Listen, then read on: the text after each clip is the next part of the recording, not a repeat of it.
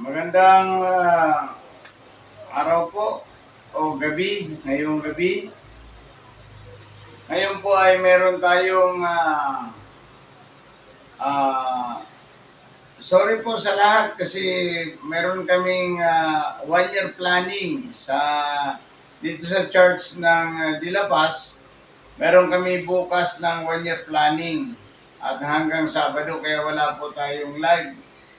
Wala tayong live kasi ang church ay magpaplano ng 1 year planning para pagpapatakbo ng ating church kung ano ang magagawa natin. Sabi niya kasi dito sa Mateo chapter 28 verse 16 to 20 ay ganito po. Mateo chapter 28 verse 16 to 20. Ang 11 alagad ay nagpunta sa Galilea, sa bundok na itinuro sa kanila ni Jesus. Nang nakita nila si Jesus, sila'y sinamba nila, bagamat ang ila'y nag-alinlangan. Lumapit si Jesus at sinabi sa kanila, ibinigay na sa akin ang lahat ng kapangyarihan sa langit at sa lupa. Kaya't humayo kayo at gawin ninyong alagad ko ang lahat ng bansa. Bautismuhan ninyo sila sa pangalan ng Ama at ng Anak at ng Espiritu Santo. At turoang sumunod sa lahat ng pinag-uutos ko sa inyo. Tandaan ninyo ito, ako'y laging kasama ninyo hanggang katapusan ng mundo. Purihin po ang Panginoong Jesucristo. Ang Panginoong Jesucristo, simula nung mamatay sa krus, bilang Diyos at siya ay nagkatawang tao, sabi ng Panginoon, ibinigay na sa akin ng Diyos Ama ang kapangyarihan dito sa langit at sa lupa. Kaya sabi niya doon sa mga alagad, kaya't humayo kayo at gawin ninyong alagad ko ang lahat ng mga bansa at turuan upang sila ay matuto sa salita ng Diyos at mabautismuhan sila bilang isang taong tagasunod ni Kristo. Ito po ay magandang talata na ibinabanggit sa atin ng Biblia na ang tao ay kapag siya ay sumampalataya sa ating Diyos at mabautismuhan, siya po ay maliligtas. Ang bautismo dito tinatawag yung bautismo espiritu. Yung sumasampalataya ka, nabautismuhan ka ng Espiritu Santo, ligtas ka. Ang bautismo sa tubig dito ay pagsunod lamang. Ito pong bautismo sa tubig, ginagawa ito ng mga taong ligtas na. Bago ka bautismuhan sa tubig, kailangan mong mabautismuhan sa Espiritu. Kaya nga magkakaroon tayo ng doktrina magkakaroon tayo ng doktrina. Ang doktrina kasi dapat ng simbahan ay 3 times a year. 3 times a year. Kasi para tumibay yung mga sumasampalataya sa Diyos. Kasi paano yung mga bagong sumampalataya, mga bata pa, o bagaman siya ay matanda na pero baby pa rin sa pananampalataya, kailangan niyang aralan ng doktrina. Doktrina sa Diyos, doktrina sa kaligtasan, doktrina sa bautismo, doktrina sa paglagong espiritual. Yan ang dapat itinuturo every third month of year o 4th month yata kung 3, 4th month, ika-4 na buwan ay magdudoktrina.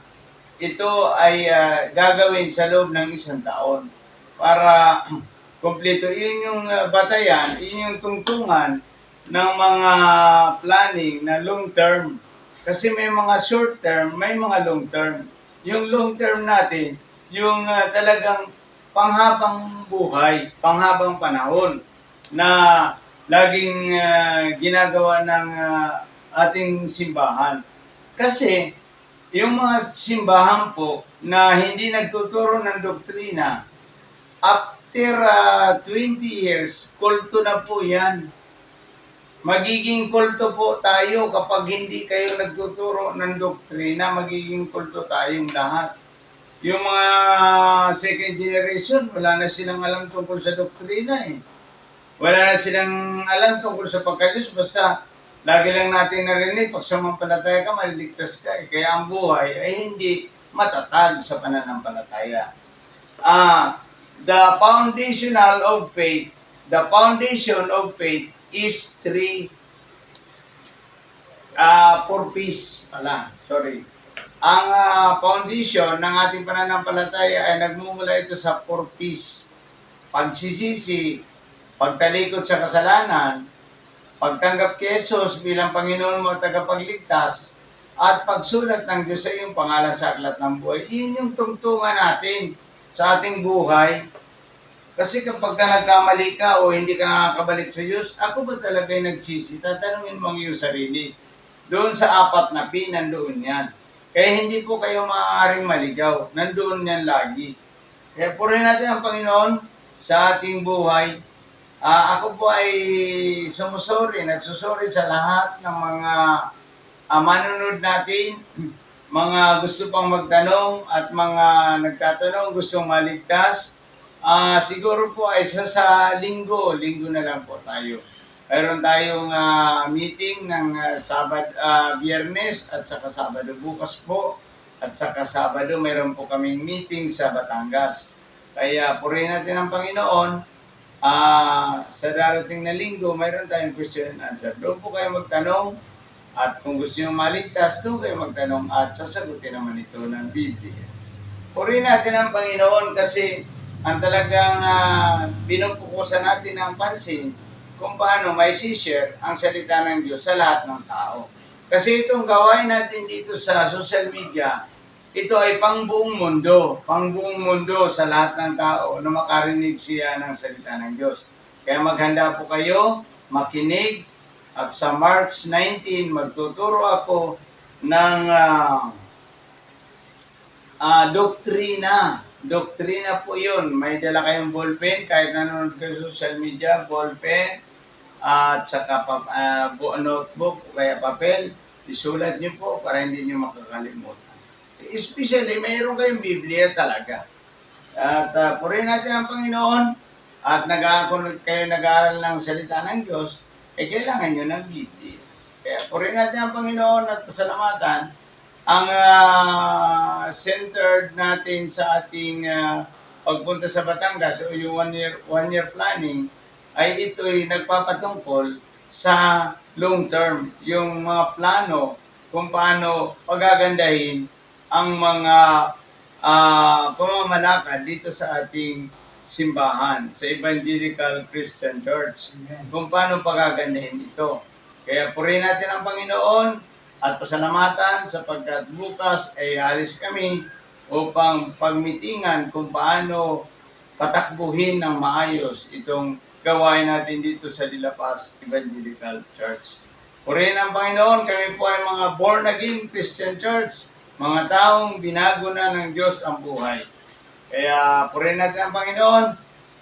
Sa linggo na po kayo mga kapakinig at maaaring magtanong sa linggo na pong hapon. Sa linggong umaga, early morning worship service. Pasensya na po sa mga gusto pang magtanong at gusto maligtas. Sa linggo na po tayo nag-usap. Salamat po, pray natin ang Panginoon.